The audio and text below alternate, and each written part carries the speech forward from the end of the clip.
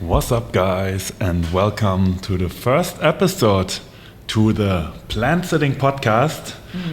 I'm your host, Yannic, And I'm Andi. and we are discussing, as always, very trivial, everyday situations, happenings, but in a very spiritual and philosophical and detailed way. And Andi is gonna present us the topic today, which Alright. is So today's topic is something that affects me actually on a regular basis, and it's the fact that I don't have any energy. Why is it that even after a good night's sleep, we have no energy? We just wake up tired. The whole day is exhausting, getting through it, then getting home, you don't even have time to do any hobbies or anything because you're just so exhausted and you want to go back to bed. And it's just like a vicious cycle repeating itself. What do you mean you don't have energy? You look pretty energetic to me.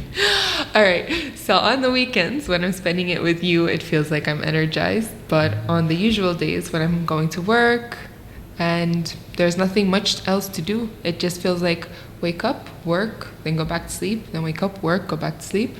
And it feels like I have no energy. I could sleep for 10 hours and still nothing. I would say energy can be sourced from two ways. One is the physical way, which is why it's important to keep the body in a healthy and adequate composition, and what we can do there we will definitely come to later in the conversation. And the second way is the spiritual pathway. Probably every one of the listeners has experienced in their life a situation where, like, just from the physical sense, you should be super exhausted, but just because of the circumstances, the people around you, what you were doing, you felt this blast of energy. I have it sometimes even vice versa. Let's just say when we met up last time at the sauna, I think 5 days ago, I was super energetic, my body was well nourished and I had enough sleep and I felt good when I was here, but as soon as I hit like some kind of certain point in the city, like where, yeah, I would say after a traffic jam and more during downtown, I felt so tired. I told you it was like it was the hardest battle to not fall asleep, and I was like, wow, this can change so quickly, and this has nothing to do with the physical sense. It's really the spiritual energies, like spiritual, when I talk about spiritual, it's the things that we don't see. So would you say it's kind of like the energies around you, the people, the city, how everyone's feeling that affects us, or it's us?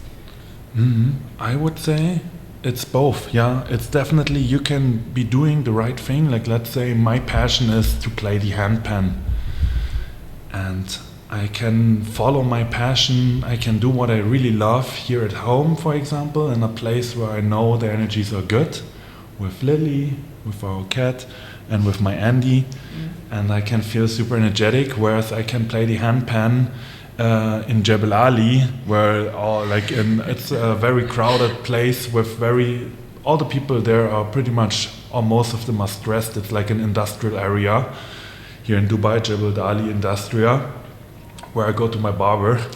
And there's like this ball of energy just pressing on you. I have this also when I come to Germany, like I would say, as a wise person, it is really important where you are located, and not like what is your view, how big is your car, but around which energies are you on a constant basis. Like, this is true wealth, when you can say you are in a very good energetic field. And that can be around happy people, around no people also. Like, for example, at the beach, it's pretty light energies, what I can feel.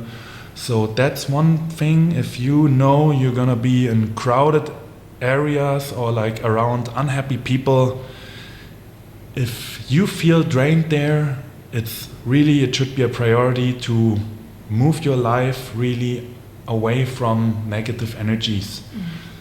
And that also brings the aspect, of course, a light can only shine in the dark. Like if you are a very positive person, just being around just positive people, one would think it's not gonna do anything.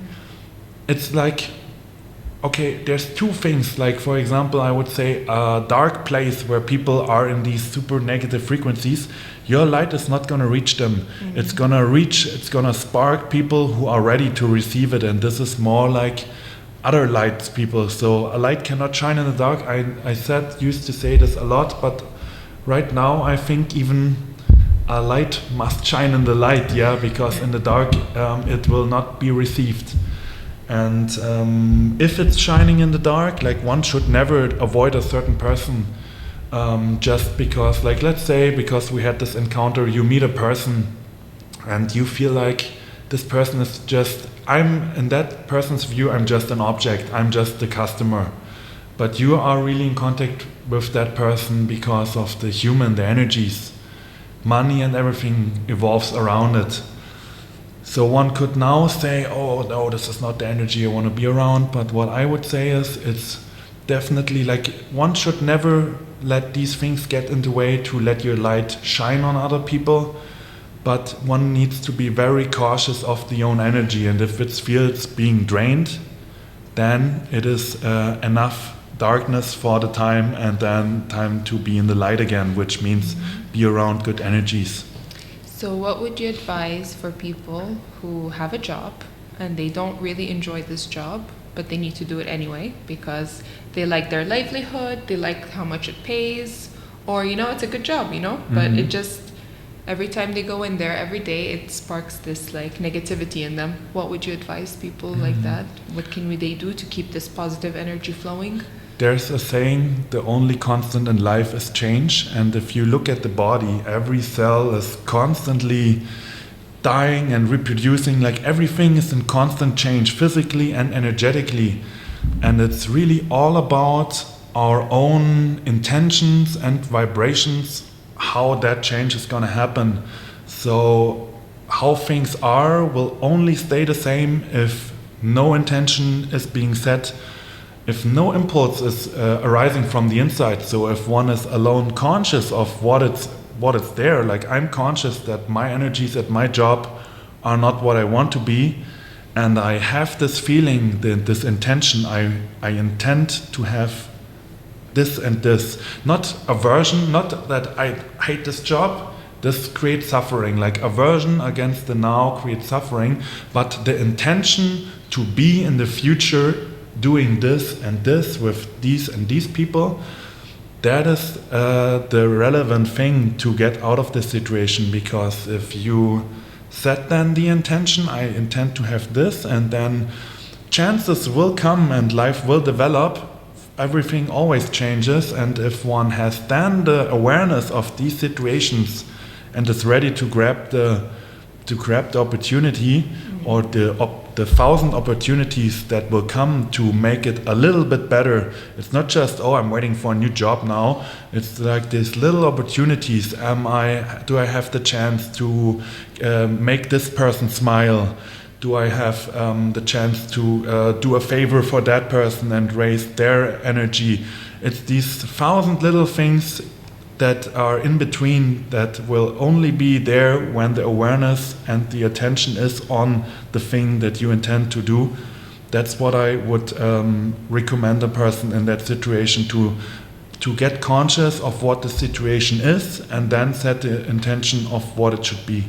So it's kind of like finding little joys throughout your day that will in the end cultivate into something bigger and better in the future. Exactly, yeah. And that now we have these aspects, energy, physical, spiritually also again divided by two. There's these impulses from the outside, the people, the environment, which is also on a continental level or on a country level. Like in Germany, I feel, and I talk to people if they feel the same, and it is like this, like every country has their unique energy texture depending on where it's located. So being aware of that is also good. one thing is also that awareness brings that you must now make drastic changes. But awareness alone creates a slow intention, and that is the most important thing. So never shy away from awareness. And that was it for the first episode. I hope you enjoyed it. I hope you look forward to seeing our truly selves next week with the other aspects of how to be energetic. And yeah, leave us some feedback. I would love to hear what you think. Maybe you have something to add about navigating through certain energies from the outside to keep your inner light shining. And I think I'm done for this episode. I will see you next time. See you. Bye.